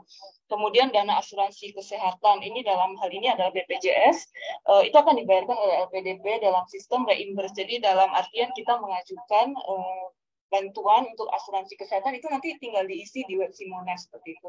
Dana hidup bulanan itu di-cover oleh LPDP. Dalam hal ini LPDP itu membagi menjadi 2 kelompok, yaitu kelompok di kota besar dan selain itu. Jadi Yogyakarta itu masuk yang bukan kota besar, jadi selain Jakarta dan Bandung itu mendapatkan 4,3 juta per bulan. Jadi saya rasa itu sangat cukup sekali kalau misalnya untuk biaya hidup di Yogyakarta. Kemudian dana kedatangan itu pada saat kita memulai sekolah, LPDP itu akan memberikan 2 kali biaya bantuan hidup bulanan. Itu akan diberikan pada saat kita datang. Dana keadaan darurat, jika misalnya awardee sakit ataupun ada tertimpa bencana, itu di-cover juga oleh LPDP. Kemudian yang poin ke-6 di dana pendukung, itu LPDP spesialis itu memberikan dana untuk keluarga. Jadi misalnya awardee yang memiliki suami yang non-awardee. Jadi kalau misalnya suaminya awardee, dia tidak bisa mengajukan. Tapi jika suaminya non-awardee misalnya atau istrinya, itu bisa mendapatkan tambahan biaya hidup sebesar 25%. Next, kemudian dana tambahan dalam kasus ini dikarenakan saya merupakan residen dari Ilmu Bedah yang merupakan skill based, jadi kami itu ada banyak pelatihan khusus wajib yang dicantumkan di dalam buku kurikulum. Nah, selama itu dicantumkan dalam buku kurikulum, itu akan di-cover oleh LPDP. Jadi prosesnya reimburse. Misalnya saya mengikuti basic surgical skill misalnya di Bali, untuk dana pelatihan, kemudian dana transportasi pulang pergi dari tempat pelatihan ke tempat saya melaksanakan studi, yaitu misalnya Yogyakarta Bali, Bali Yogyakarta, dan dana akomodasinya itu semua di-cover oleh LPDP. Kemudian yang kedua, dana ujian keterampilan pada saat kita melaksanakan PPDS, itu biasanya ada ujian, dalam kasus saya itu misalnya ujian bedah dasar, kemudian ujian OSCA, ujian kognitif, kadang-kala ujiannya itu dilaksanakan di luar kota, misalnya di center lain, itu semua di-cover juga oleh LPDP, baik untuk transportasi, akomodasi, maupun biaya dari ujian itu sendiri. Kemudian ujian kompetensi itu pada saat kita akhir studi itu biasanya ada board, nah itu ujian kompetensi itu di-cover juga. Kemudian untuk tadi sudah saya sebutkan untuk dana transportasi, akomodasi, pelatihan kursus wajib, ujian keterampilan, dan ujian kompetensi itu semua di-cover. Nah itu salah satu alasan mengapa LPDP spesialis patut banget mau dicoba, karena semuanya itu di-cover gitu selama kita spesialis. Nah, kemudian ini step-step seleksi sudah ada di web. Nah ini harus diperhatikan betul supaya jangan mepet. Kemudian dipersiapkan betul untuk berkas-berkasnya disesuaikan dengan website, dengan web. Itu mungkin sudah dijelaskan banyak tadi oleh Dr. Faris. Kemudian untuk step-step seleksi itu sebenarnya kurang lebih pada saat saya seleksi dulu pada tahun 2018. Untuk seleksi bakat skolastik ini yang mungkin agak berbeda, itu sudah digambarkan juga oleh Dr. Faris tadi. Berikutnya saya akan menyampaikan sedikit tips dan trik versi saya dalam menjalani seleksi LPDP pada tahun 2018. Pertama, seleksi administrasi, itu pastikan semua berkas itu diupload sesuai persyaratan yang ada. Dalam artian, bukletnya itu dibaca, juga ditandai. Kemudian untuk surat-surat itu kan ada beberapa harus kita buat, itu pastikan formatnya itu sama persis dengan bukletnya. Jadi convert saja PDF ke dalam Word, kemudian diisi. Yang perlu materai ditandatangan di atas materai, disesuaikan. Kemudian ada bagian esai mungkin yang paling sering ditanya. Dari saya adalah jujur, karena tadi sudah dijelaskan pada saat interview itu akan ada skor yang interview kita. Jadi kalau misalnya esainya itu dibuat-buat, itu takutnya pada saat interview kita nggak bisa menjadi diri sendiri gitu. Nah, jadi tuliskan saja apa yang misalnya kontribusi untuk Indonesia, tuliskan saja secara jujur. Kemudian apa yang sudah dikerjakan kita selama ini, kalau bisa ada benang merahnya. Jadi misalnya dalam kasus saya, itu saya adalah seorang asisten dosen dulu. Kemudian pada saat SMA saya juga mengajar. Terus itu saya tuliskan gitu, bukan sesuatu yang dalam tanda petik besar sekali, namun ada garis merahnya gitu. Setelah saya lulus, saya berharap saya bisa bekerja di rumah sakit pendidikan untuk mengajar juga seperti itu. Nah, itu bisa dituangkan dalam esai kita. Kemudian perhatikan timeline. Jadi timeline dilihat itu tadi di Dr. Faris Raffi dibuat timeline-nya juga tanggal sekian itu harus misalnya bahas administrasi dan seterusnya. Kemudian untuk seleksi data skolastik, pada saat saya itu seleksinya sudah berbasis komputer. Jadi kita seleksi di satu ruangan, nilai kita itu sudah dipampang di layar komputer di depan ruangan. Jadi tips untuk tahap ini adalah perbanyak latihan soal-soal PPA. Dan pada saat latihan itu pakai timer. Jadi kalau bisa pada saat hari ujian itu sudah lancar mengerjakannya karena ada waktunya gitu. Dan kalau bisa ya dapat nilai yang terbaik karena itu untuk memastikan kita lolos ke step berikutnya. Kemudian seleksi substansi. Pada seleksi saya mengikuti seleksi substansi itu ada proses atau tahapan verifikasi dokumen. Jadi pada seleksi administrasi itu kan kita membuat dokumen ke website LPDP. Nah, pada saat substansi pastikan kita membawa semua dokumen aslinya. Jadi akan ada verifikator yang akan melihat berkas kita. Jika kita berkasnya sudah lengkap, kemudian akan diberikan cap supaya bisa lanjut ke tahap berikutnya. Jadi dalam seleksi substansi itu dulu saya ada tiga step lagi. Jadi pertama verifikasi dokumen asli, kemudian ada leaderless group discussion. Jadi kita diberikan topik, kemudian dan kelompok di situ kita akan diskusikan topik tersebut dan ada psikolog yang menilai. Kemudian yang ketiga mungkin yang bobotnya paling besar yaitu interview. Untuk tips dan trik menjalani interview beasiswa LPDP ini secara garis besar sudah disampaikan oleh Dr. Faris. Izin saya menambahkan sedikit. Jadi pada saat saya menjalani interview itu sekitar 60 menit. Pada saat itu cukup lama. Kemudian besar dari interview yang saya ditanya lama itu sekitar 20-an menit itu mengenai tesis. Jadi di tesis ini kalau bisa pada saat memasuki tahapan interview itu kita sudah memiliki garis besar tesisnya, di print saja tidak apa-apa di print supaya ada gambaran. Kemudian jangan khawatir. Jadi misalnya tesis kita ingin melaksanakan tesis A misalnya tentang A, tapi pada saat kita masuk ke PPDS itu belum tentu kita harus melaksanakan tesis A tersebut karena itu tergantung dari kebijaksanaan program studi. Misalnya di program studi saya pada saat seorang mahasiswa baru masuk, itu kita sudah diberikan dosen pembimbing. Jadi misalnya dosen pembimbing kita menghendaki topik yang lain, ya kita bisa mengikuti. Jadi dalam di LPDP itu fleksibel sebenarnya. Tapi asalkan pada saat interview itu konsep kita pada tesis sudah matang, kemudian itu juga akan ditanya misalnya kenapa melaksanakan tesis ini, apa fungsinya untuk Indonesia. Nah, siapkan untuk jawaban-jawaban pertanyaan-pertanyaan seperti itu. Kemudian rasa kita memilih universitas dan program itu juga itu harus riset seperti yang dikatakan.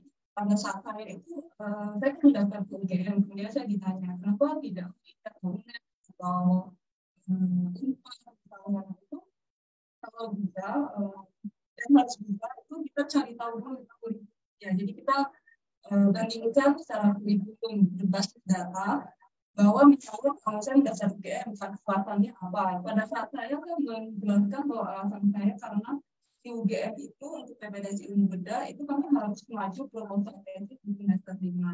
Seperti kita pahami, jadi yang biasanya agak menghambat kelulusan dari PPDS itu sebetulnya adalah basis gitu. Dan pada kumis yang ditanya itu kebetulan di kurikulum tidak disebutkan harus ngaji semester berapa. Jadi di saya itu sebelum bisa naik ke dalam fase si presiden itu kami harus maju proposal. Nah, itu saya kumpulkan gitu. Saya sebutkan pada saat interview supaya interview juga tahu si calon award ini sudah riset dia ambil UGM itu bukan karena ya karena S1 di UGM itu bisa ditambahkan alasan itu, tapi kalau bisa itu di belakang jadi yang berbasis data dua. Kemudian semester di UGM misalnya saya sebutkan karena PPDS Ilmu Bedah di UGM pada saat 2018 pada saat saya mendaftar itu sudah 8 semester, sedangkan saya di UNER masih 10 semester, kayak gitu itu disebutkan. Kemudian alasan mengapa Anda pantas menjadi wardi itu pasti ditanyakan. Itu mungkin jawabannya akan personal masing-masing teman-teman sekalian. Itu nanti disusun latihan acara kalau bisa misalnya ada teman-teman yang sama-sama mendaftar dan ini latihan dalam gitu. Karena kalau misalnya kita baca aja tanpa diumumkan itu mungkin akan beda kalau kita sering menjelaskan gitu. Kemudian kemarin saya diikuti sedikit materi mengenai PPDS Ilmu Bedah, yaitu PPDS yang saya ikuti sekarang. Jadi di PPDS Ilmu Bedah sendiri itu dibagi menjadi 3 tahapan, ada bedah dasar, bedah lanjut 1, dan bedah lanjut 2. Ini mungkin sama ya, jadi misalnya ilmu bedah, ortopedi, urologi, jadi departemen bedah itu biasa akan dibagi menjadi 3 tahapan ini. Untuk PPDS ilmu bedah di tahapan bedah dasar itu kan tanggung jawabnya itu mengurusi pasien preoperatif dan postoperatif. Jadi sebagian besar mengenai pasien di bangsal. Kemudian untuk tahapan bedah lanjut 1 itu kami tugasnya itu di ruang operasi, jadi belajar operasi istilahnya. Kemudian untuk bedah lanjut 2 itu memasuki tahapan chief resident. Di situ kami memanage untuk pasien preoperatif, kemudian gerantel dan postoperatifnya sendiri. Untuk sedikit gambaran mengenai PPDS Ilmu Bedah. Dan untuk di UGM sendiri sekarang ada 8 semester seperti yang saya sebutkan. Untuk stasis-stasisnya mungkin bisa selesai di 3 tahun, 7 bulan atau 8 bulan. Jadi 8 semester itu sudah termasuk ujian kompetensinya sampai menjadi seorang SPB, misalnya online. Kemudian untuk tips dan trik untuk PPDS sendiri ya, cara garis besar. Pertama itu magang. Magang itu penting, walaupun misalnya di kasus saya magang itu beda departemennya. Pada saat saya selesai jadi dokter umum itu saya magang di anak, kemudian saya magang di bedahnya itu pada saat saya intensif itu nggak apa-apa. Jadi magang sendiri itu membuat kita belajar bagaimana kita bekerja di instruksi. Kemudian juga kita bisa belajar, misalnya di anak saya belajar untuk bagaimana sih menulis sebuah laporan ilmiah, kemudian tentang tulisan ilmiah gitu. Pada saat saya di magang di bedah itu saya belajar untuk jadi asisten terapi pada saat itu, pada saat saya menjadi dokter intensif pada saat itu. Kemudian trik yang kedua adalah support system. Jadi PPDS itu berat, seperti yang bisa tahu itu berat. Jadi penting untuk punya support system. Jadi keluarga kita harus kita beritahu bahwa kita akan sekolah, kemudian kemungkinan besar bagian waktunya akan bertambah sekolah.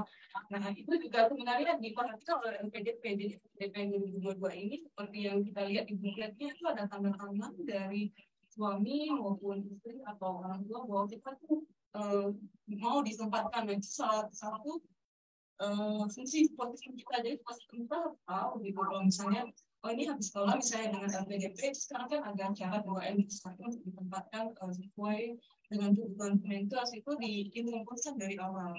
Kemudian surat rekomendasi itu penting pada saat kita mau mendaftar PPDS. Nah, usahakan surat rekomendasi itu diminta dari orang yang memang mengenal kita. Jadi pada beberapa program studi itu pada saat kita mendaftar, pemberi rekomendasi itu kemungkinan ditelepon oleh bagian seperti itu. Jadi jangan sampai kita datang meminta surat rekomendasi itu kepada orang yang mungkin tidak terlalu mengenal kita. Kalau bisa ya dengan konsulen yang kita magang atau dengan konsulen yang merupakan DPK kita yang sudah jelas mengenal kita. Kemudian semangat karena ya cobaan PPDS banyak, kemudian beban kerjanya juga besar, terutama di bagian-bagian departemen yang 4 besar. Kemudian enaknya berdoa, minta doa supaya lancar seperti itu. Nah, sekian, terima kasih untuk presentasi dari saya. Untuk kesalahan dan kurangnya saya mohon maaf. Mungkin saya kembalikan ke Mas Yusfa.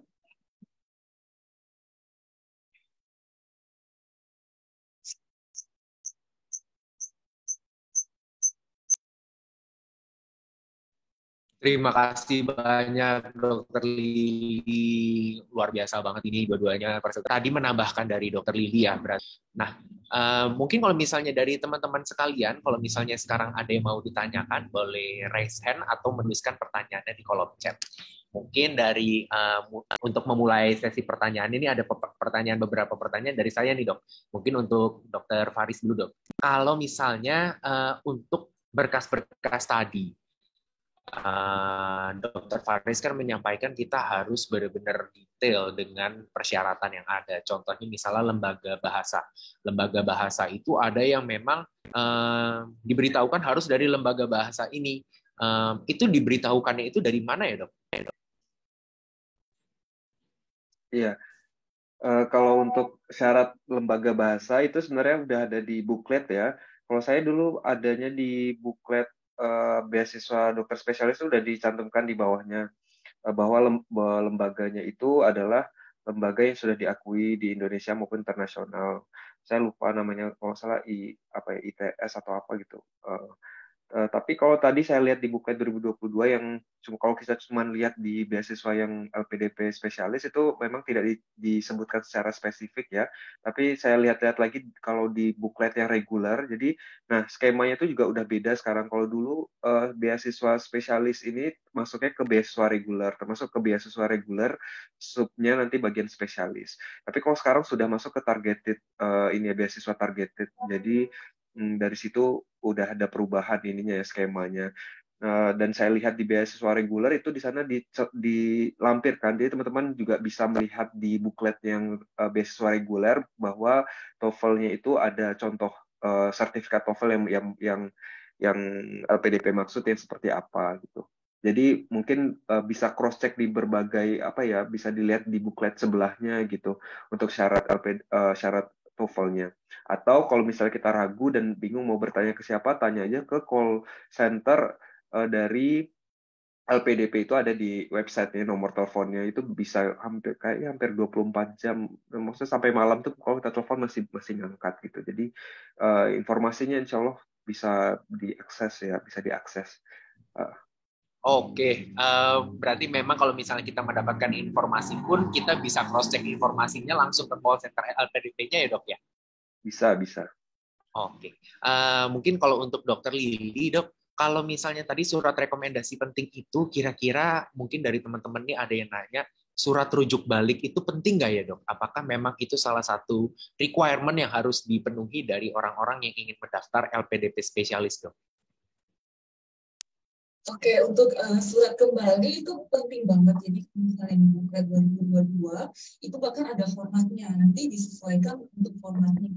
Kemudian dikasih saya untuk surat kembalinya pada saat itu masih dibebaskan mau dari Dinkes atau RSUD.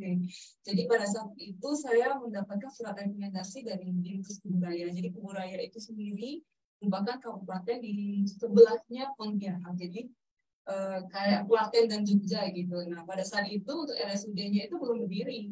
Jadi mereka ada planning untuk membangun RSUD Kebudayaan, namun belum berdiri. Jadi surat rekomendasi saya itu dari Dinkes Kebudayaan. Seperti itu. Oke, berarti memang dari program LPDP spesialis ini sama selaras dengan yang kemarin Menteri Kesehatan menyampaikan kalau misalnya ingin meratakan semua dokter-dokter yang ada di Indonesia ya, Dok ya? Betul, sedikit menambahkan nanti pada saat interview, kalau bisa dan sebaiknya, jadi kalian pelajari dulu, teman-teman pelajari dulu mengenai wilayahnya. Misalnya di kasus saya itu Kebudayaan itu nanti ditanyakan, Kebudayaan di mana, luas wilayahnya berapa, di situ ada dokter bedah siapa aja, itu ditanyakan gitu. Kenapa kamu harus sekolah bedah dan kembali ke situ? Nah, ditanyakan. Pada saat kasus saya kemarin 2018 lalu itu belum ada dokter bedah yang murni miliknya Kuburaya. Jadi sebagian besar itu dokter bedah dari Pontianak yang juga bekerja di Kuburaya seperti itu. Itu saya jelaskan luas wilayahnya itu juga ditanya penduduknya berapa kayak gitu itu ditanya. Itu googling aja itu nanti disiapkan kalian teman-teman sekalian pelajari juga sebelum memasuki tahapan interview seperti itu. Intinya kita memang harus prepare-nya 120% ya, Dok. Sampai pertanyaan-pertanyaan yang mungkin kita pikir tidak akan ditanyakan, kalau bisa kita siapkan. Betul. Ini mungkin sudah mulai ada beberapa pertanyaan dari peserta, Dok. Ini dari Paranggini Muhammad. Permisi, Dok, selamat malam. Mau nanya, ada saran bagaimana caranya berlatih wawancara ya, Dok? Mungkin dari Dokter Faris bisa membantu, Dok? Oh iya, Dokter Pak Ranggeni ya, tips latihan wawancara.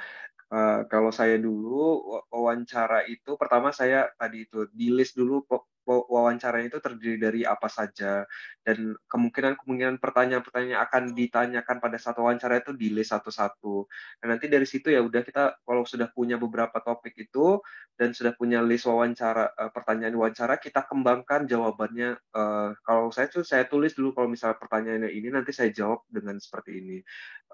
Menurut saya ini bukan menjadikan kita menjadi kaku ya, jadi tidak natural, tapi setidaknya kita dengan begitu kita bisa membuka wawasan dan bisa mencari informasi terlebih dahulu terhadap pertanyaan yang mungkin akan muncul di wawancara itu.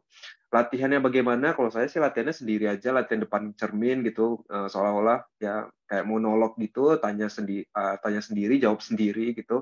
Dan dari situ kita bisa tahu nanti bisa mengukur intonasi suara kita bagaimana, lalu bagaimana cara pembawaan kita menjawab pertanyaan seperti itu.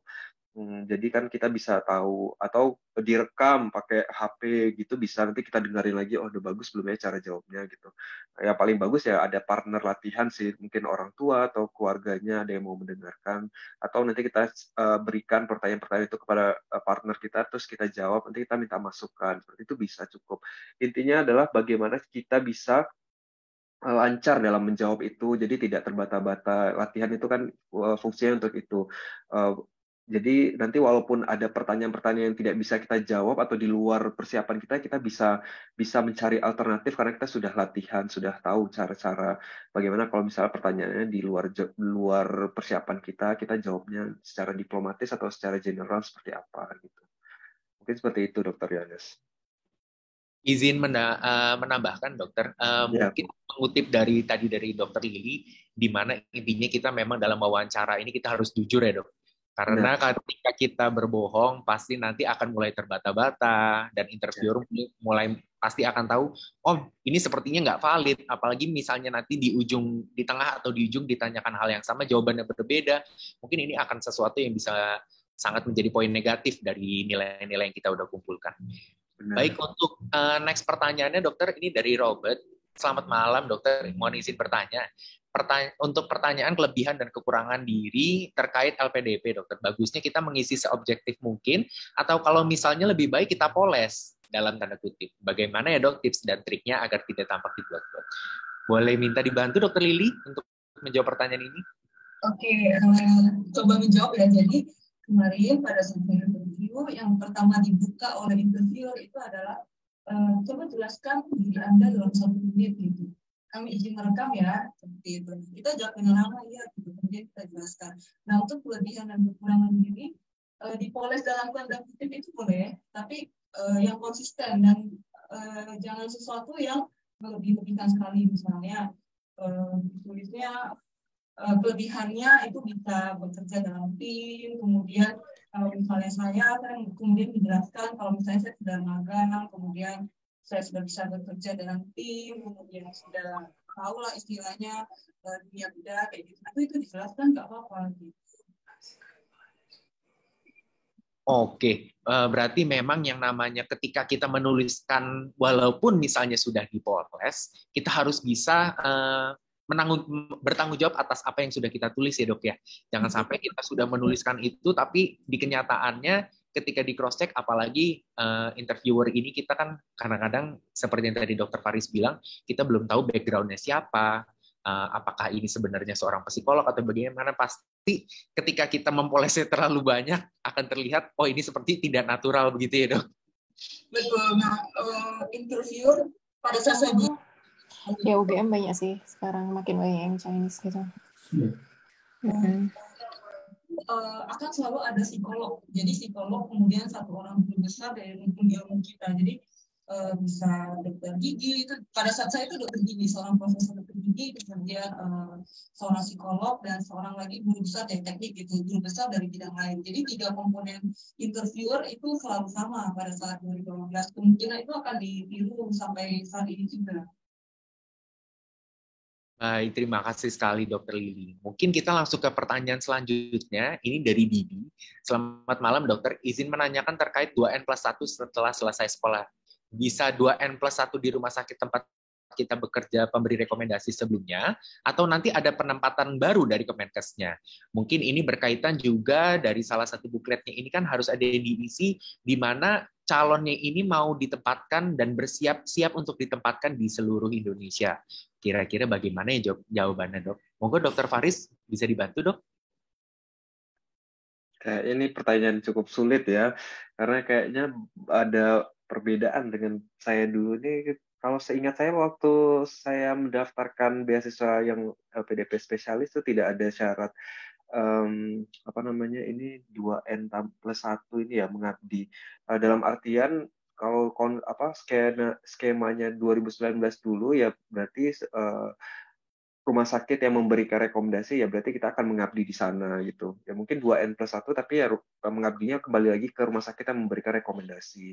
Tapi kalau sekarang saya kurang tahu untuk apakah harus memilih rumah sakit atau LPDP akan menempatkan sendiri awardee-nya ke tempat-tempat yang ini ya 3T itu mungkin bisa ditemukan di ini ya di buklet, atau kalau nggak informasinya belum jelas ya coba dikonfirmasi lewat call center, atau Dokter Lili mungkin pernah dapat info mengenai ini bisa bantu saya jawab. Oke, mencoba menjawab ya. Jadi memang pada saat 2018 dan 2019 lalu untuk klausel penerima beasiswa atau PPDS itu dituliskan bersedia untuk mengikuti WKDS. Jadi pada saat itu masih buat WKDS, jadi wajib kerja dokter spesialis yang saat ini diganti namanya menjadi PGDS. Nah untuk PGDS atau WKDS itu sendiri sebetulnya cuma setahun gitu, jadi cuma setahun. Kemudian selebihnya itu kita ya boleh balik ke tempat kita diberikan rekomendasi dan seperti itu yang dilanjutkan. Namun pada buklet 2022 ini pada awardee yang sudah diterima dan dinyatakan awardee itu memang diminta untuk menandatangani surat bahwa SPL-nya itu bisa dipegang oleh Kemenkes. Dalam artian jadi misalnya pada saat dia selesai, itu tempat pemberi rekomnya sudah tidak membutuhkan, dalam istilahnya misalnya tidak membutuhkan dokter bedah lagi dalam kasus saya, itu bersedia untuk ditempatkan. Itu yang dituliskan di buklet. Jadi memang agak berbeda untuk requirement tahun ini. Oke, berarti walaupun misalkan kita sudah mendapatkan rekomendasi dari suatu rumah sakit, ketika nanti rumah sakitnya ini kita ingin kembali dalam tanda kutip tidak membutuhkan tenaga kerja medis di bagian itu lagi, bisa saja STR kita akan dipegang pemerintah ini, bisa dikirimkan ke tempat lain selain rumah sakit yang memberi rekomendasi tersebut ya, Dok? Iya betul, di buklet itu dituliskan kita bersedia ditempatkan sesuai dengan kebutuhan dari Kemenkes. Nah, seperti itu yang diminta oleh LPDP di tahun 2022. Nah sehingga kadang ini agak bermasalah misalnya untuk teman-teman yang sudah punya keluarga itu mungkin akan agak susah, sehingga di buklet itu juga ada surat tanda tangan dari suami atau istri atau orang tua bahwa memang bersedia gitu ditempatkan sesuai dengan Kemenkes. Gitu. Jadi memang ya itu harus dipikirkan. Itu salah satu mungkin hal yang kita harus pikirkan matang-matang dari sebelum kita mendaftar ya, Dok. Karena jangan sampai di tengah program studi ternyata kita tidak bisa memenuhi kewajiban yang memang kita harus sudah laksanakan dari pertama kali kita harusnya mendaftar. Oke, pertanyaan selanjutnya ini dari Iva, Dok. Selamat malam, Dokter. Izin bertanya untuk surat rekomendasi bisa diberikan oleh siapa saja ya, Dok? Apakah direktur rumah sakit tempat kita bekerja, dokter spesialis tempat kita bekerja, atau dokter spesialis yang menjadi dosen kita dahulu, penelitian bersama, atau bagaimana? Mungkin sekalian menambahkan, apakah surat rekomendasi dari pejabat setempat ini juga akan menambah nilai poin plus atau bagaimana ya, Dok? Mungkin dari Dokter Lili boleh dibantu, Dok? Oke, coba menjawab ya. Untuk rekomendasi, jadi kalau misalnya dalam kasus rekomendasi untuk LPDP, itu sudah dituliskan di buklet bahwa itu harus direktur dari RX-nya, jadi pimpinan dari rumah sakitnya. Kemudian mungkin untuk tambah-tambahan surat rekomendasi dari kepala daerah itu bisa dibawa pada saat verifikasi berkas. Tapi sebetulnya berkas-berkas di luar dari poin-poin yang disebutkan itu sebenarnya nggak diminta gitu. Jadi pada saat verifikasi itu betul-betul berkas yang diminta adalah yang sesuai list aja. Jadi tapi kalau misalnya pertanyaannya konteksnya untuk pendaftaran PPDS, ya itu berguna gitu untuk rekomendasi dari kepala daerah atau seperti saya sebutkan tadi, kalau bisa pemberi rekomendasi itu sebetulnya yang kenal, justru jangan cuma kepala daerah, kalau bisa diterima dari magang. Itu dalam konteks daftar PPDS. Oke, berarti memang nomor satu yang paling penting, terutama untuk LPDP ini, semuanya yang memang sudah ada dicantumkan dari buklet, apa saja itu kita yang harus penuhi itu. Sisanya itu mungkin sebagai poin plus di proses-proses ke depannya ya dok ya. Betul. Oke. Ini dari pertanyaan selanjutnya dari Umi, izin bertanya dok, untuk dokter yang masih CPNS, apakah bisa mendaftar LPDP ya dok? Atau harus menunggu SK 100 dulu dok? Mungkin ini Dokter Faris boleh dibantu dokter? Ya, ini yang CPNS ya. Memang dulu itu memang ada juga case yang seperti ini juga. Tapi saya yang pernah ketemu itu case-nya beasiswa jadi pas pendaftar ini atau calon awardee ini waktu itu mengikuti seleksi PNS dan juga mengikuti seleksi LPDP, jadi dalam waktu yang bersamaan. Sementara ada juga yang waktu itu statusnya sedang CPNS, jadi menunggu resmi ya status PNS-nya, tapi sudah mendaftarkan LPDP. Nah, sebenarnya kalau seperti ini tuh tergantung dari kesepakatan dari masing-masing pihak, yaitu dari lembaga PNS-nya itu sendiri dan juga dari LPDP-nya. Karena kalau yang kami ketahui itu untuk PNS itu sebenarnya ada skemanya sendiri lagi untuk beasiswa PNS atau yang targeted grupnya itu. Jadi yang hal-hal seperti ini berhubung saya bukan PNS juga bisa dikonfirmasi langsung ya ke lembaga. Yang penting itu kalau misalnya LPDP itu komunikasi itu harus apa ya? Komunikasi itu harus kita kirimkan ke LPDP kalau misalnya kita ada keraguan atau ada hal-hal dilematis seperti ini. LPDP itu sangat terbuka dengan surat atau keluhan yang kita kirimkan ke LPDP, karena di sana ada tiket bantuan, kita bisa bertanya di website-nya, ada tiket bantuan, kita bisa bertanya untuk kasus-kasus dilematik seperti ini, dan kita punya call center juga. Dan selama ada surat izin atau surat pernyataan dari, misalnya kita pengen dua-duanya dapat gini, CPNS-nya jalan, terus LPDP spesialisnya jalan, ya udah, berarti kalau seperti itu harus ada surat izin atau surat pernyataan dari pihak ininya ya, lembaga tempat dia bekerja, kalau itu spesialis atau program beasiswa ini tidak akan menginterupsi CPNS-nya dan tidak akan saling mengganggu seperti itu. Intinya komunikasi saja ke pihak-pihak yang terkait. Terima kasih sekali dokter. Mungkin dokter Umi untuk terkait hal ini bisa lebih klarifikasi ke call center dari bagian LPDP sehingga informasi yang didapat ini objektif, nggak dilebih-lebihkan atau dikurang-kurangkan begitu dokter. Mungkin ini pertanyaan lagi dokter dari dokter Didi.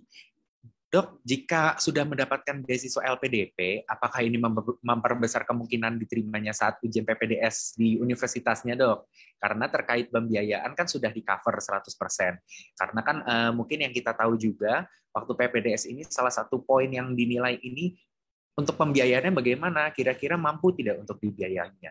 Juga apakah saat ujian PPDS di universitas ditanyakan terkait pembiayaan selama sekolah apabila di UGM? Terima kasih, dokter. Mungkin Dokter Lili bisa dibantu, dokter? Saya coba menjelaskan dari pengalaman saya sendiri. Pertama, apakah LPDP itu membantu seseorang untuk menerima PPDS? Jawabannya kita nggak pernah tahu gitu. Jadi untuk penerimaan PPDS itu kita cuma di-share hasil terima atau tidak. Jadi untuk proses penilaiannya itu kalau di saya itu tidak dipaparkan. Kemudian pertanyaan kedua tadi, saya baca dulu. Apakah pada saat ujian PPDS di UNIS itu ditanyakan terkait pembiayaan selama sekolah apabila di UGM? Iya, betul, ditanyakan. Jadi pada saat saya interview PPDS 2018 lalu, itu diberikan lembaran berisi skema pembiayaan dari saya mulai masuk sampai saya selesai, yang meliputi SPP, kemudian biaya kursus wajib dengan ada totalan angkanya seperti itu. Kemudian ditanyakan apakah sanggup membayar, dan kita juga tanda tangan gitu bahwa kita sanggup untuk membiayai studi kita gitu. Nah, dalam konteks ini kan kita sudah misalnya award di LPDP itu ada namanya letter of guarantee. Jadi nanti kita udah nggak usah bayar uang sekolah gitu, dan otomatis ya bisa membayar uang sekolah tersebut gitu.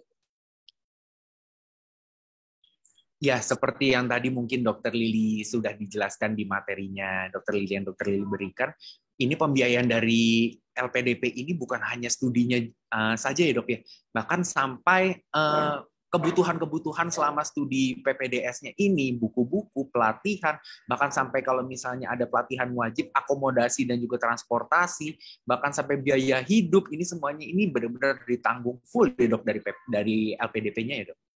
Betul, itu semua ditanggung full. Jadi untuk biaya-biaya tambahan itu kita sistemnya reimburse. Jadi kita ajukan di web Simones gitu. Dan itu responsif gitu. Jadi dari kita mengajukan sampai di ACC dan sampai dana turun itu ada batasan itu 10 hari gitu. Sedangkan untuk biaya-biaya yang sudah rutin, biaya bulanan itu belum sudah berkala gitu dan berkala selama kita memang update proses studi gitu. Wah, luar biasa banget, Dok. Ini benar-benar sangat membuka chance yang luar biasa untuk bukan cuman orang-orang yang sebelumnya merasa kira-kira untuk pembiayaannya bagaimana. Ini benar-benar sangat membuka peluang bagi teman-teman kita yang ingin sekolah lebih lanjut ya, Dok ya. Betul, mungkin sebenarnya kalau misalnya di Indonesia itu kan seperti kita tahu di PPDS memang belum digaji. Kadang yang menjadi hambatan seorang sekolah itu kan pemikiran gitu dalam 4 tahun ini income-nya bagaimana dan untuk survive pembiayaan seperti apa. Dan di LPDP ini dalam pengalaman saya, karena saya sudah sampai semester 3 itu aman gitu, sama sekali nggak ada kekurangan dan untuk semuanya on time. Luar biasa, Dok. Mungkin ini pertanyaan terakhir dari sesi ini. Ini ada pertanyaan, rencana pasca studi seperti apa sih dok yang diharapkan dari LPDP untuk calon awardee? Mungkin ini terakhir, boleh dibantu Dokter Faris untuk jawabannya? Iya, untuk rencana studi ya, rencana pasca studi berarti ini setelah nanti menyelesaikan sekolah PPDS, lalu kita akan apa bentuk kontribusi kita terhadap negeri. Nah, hal-hal seperti ini kita jangan jauh-jauh dulu mikir plan kita apa, ya jawablah dengan ya kita akan menjadi dokter spesialis yang kita ambil di sekolah PPDS itu. Misalnya kita akan menjadi dokter spesialis penyakit dalam yang akan kembali lagi bekerja di RSUD Riau, misalnya seperti itu, salah satu daerah di Riau.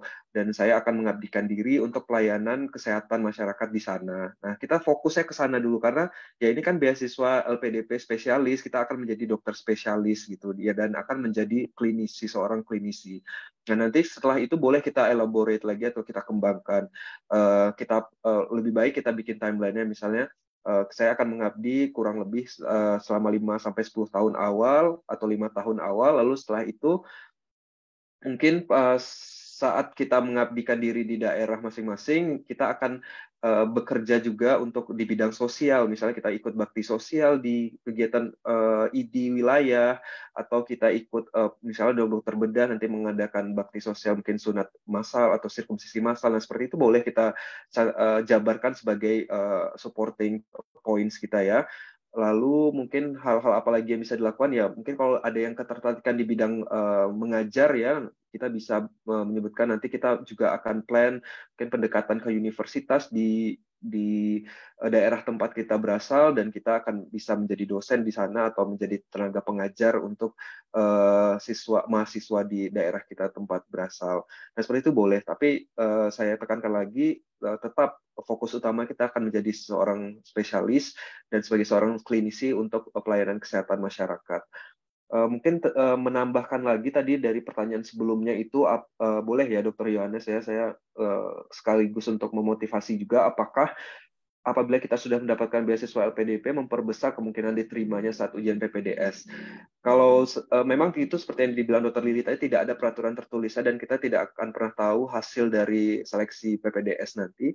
Tapi kalau bagi saya untuk memotivasi diri saya agar mendapatkan beasiswa LPDP ini adalah saya menanamkan pada diri saya sendiri bahwa dengan menjadi awardee LPDP ini merupakan suatu poin plus saya nanti untuk mendaftar PPDS. Jadi ya saya itu akan menambah kepercayaan diri kita dan juga menambah persiapan serta amunisi kita untuk bersaing di seleksi PPDS nanti. Ya bayangkan saja teman-teman misalnya ada 2 peserta atau pelamar yang sama-sama nilainya bagus, sama-sama IPK-nya cum laude, sama-sama asisten dosen, sama-sama attitude-nya bagus. Tapi yang satu LPDP, yang satu enggak. Nah, pasti kampus akan milih yang mana. Nah, seperti itu mungkin teman-teman bisa bayangkan sendiri, nggak perlu dijawab. Jadi kalau saya sih dulu persiapannya memang barengan LPDP dan seleksi PPDS, tapi saya sangat mengejar yang si LPDP ini karena tadi itu dia bisa menjadi poin plus saya nanti saat mendaftar PPDS. Seperti itu Dr. Yohanes. Jadi semangat untuk teman-teman dan rekan sejawat semua, maksimalkan di semua kesempatan seleksi PPDS ini. Wah, terima kasih sekali Dr. Faris. Ini memang secara nggak langsung mungkin kita juga sebenarnya tahu mungkin, tapi gimana ya dok ngomongnya? Karena kalau misalnya ketika sudah mendapatkan beasiswa LPDP ini, berarti kan sebenarnya poin-poin yang dikumpulkan dari surat rekomendasi, surat menyatakan kalau misalnya memang kita mampu untuk membayar dan lain-lain, ini semuanya sudah dilengkapi, tidak perlu lagi hampir dari yang di universitas ini nggak perlu menanyakan lagi karena semuanya sudah dilengkapi pada saat pendaftaran biaya waktu LPDP ini. Mungkin itu menjawab juga dari yang pertanyaan sebelumnya. Baik dok, untuk menutup acara karena sekarang juga sudah menunjukkan pukul 8.30, mungkin ada dua patah kata dari Dr. Faris dan Dr. Lili, bisa diawali dengan Dr. Faris dulu dok. Oh ya, kalau saya untuk teman-teman rekan sejawat semuanya, ya memanfaatkan kesempatan ini seperti pada penjelasan di awal tadi bahwa beasiswa LPDP ini terbuka untuk semua dokter umum yang ingin melanjutkan ke jenjang pendidikan spesialis yang sudah memenuhi kriteria tadi di LPDP itu. Jangan berkecil hati misalnya melihat temannya S1 dulu mungkin dia kan pintar dia daftar LPDP pasti nanti dia yang keterima LPDP-nya, saya mah mungkin di bawah dia.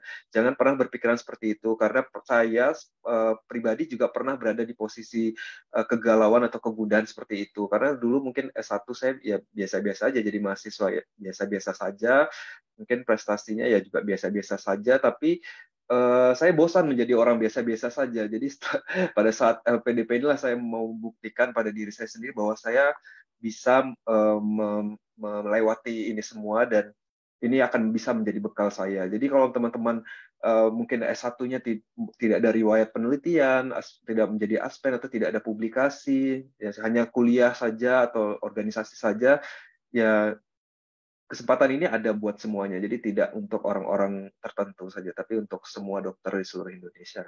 Seperti itu. Jadi semangat, tetap dapatkan nilai terbaik di setiap seleksi tahap demi tahapnya. Luar biasa sekali dok. Mungkin tadi yang sedikit membahas lagi juga, yang Dr. Faris sampaikan juga, ini semuanya ini bukan hanya untuk orang-orang yang memang dari awal rajin belajar sekali atau bagaimana, karena dari segi karakter, cara sikap, manner, segala macam semuanya sangat penting sekali ya dok. Memang ini diadakan untuk semuanya, bukan hanya orang yang sangat pintar, orang yang sangat rajin, orang yang sebelumnya sangat aktif, tapi ini memang untuk semuanya. Mungkin ada dua patah penutup dari Dr. Lili dok? Dari saya, sama seperti dari Dr. Farid, tetap semangat, jangan berkecil hati, nggak usah bandingin dengan orang lain. Ya LPDP dia tuh nggak cuma nilai, jadi benar-benar mereka semuanya dilihat dari minor dan lain-lain. Kemudian jangan menyerah. Saya sendiri itu daftar berkali-kali scholarship sebelum keterima LPDP PPDS ini. Gitu. Jadi jangan bandingin orang lain dan jangan malas. Jadi memang kadang itu yang jadi hambatan surat rekomendasi itu yang biasanya jadi masalah karena harus bolak-balik menghadap dan lain-lain. Itu jangan berkecil hati gitu. Memang susah gitu. Tapi kan seperti yang saya tadi coba paparkan untuk memotivasi teman-teman, yang LPDP kasih itu banyak banget loh gitu. Sekolahnya tenang, aman kayak gitu. Jadi semangat gitu ya. Luar biasa, terima kasih sekali Dr. Lili dan Dr. Faris. Sekali lagi, ini acara dari unit alumni bekerja sama dengan alumni kedokteran UGM. angkatan 2011, yaitu Awardee Talk tentang LPDP kali ini. Semoga bermanfaat bagi teman-teman semua, paling nggak sedikit banyak, bisa memberikan motivasi, membuat semangat lagi, jangan sampai putus semangat, karena ini semua adalah chance-nya kita untuk kita bisa ambil. Oke, terima kasih sekali Dr. Faris, Dr. Lili, dan juga teman-teman. Mungkin habis ini saya akhiri, yang penting kita tetap stay tune terus di acara-acara Awardee Talk ke depannya dari alumni, unit alumni.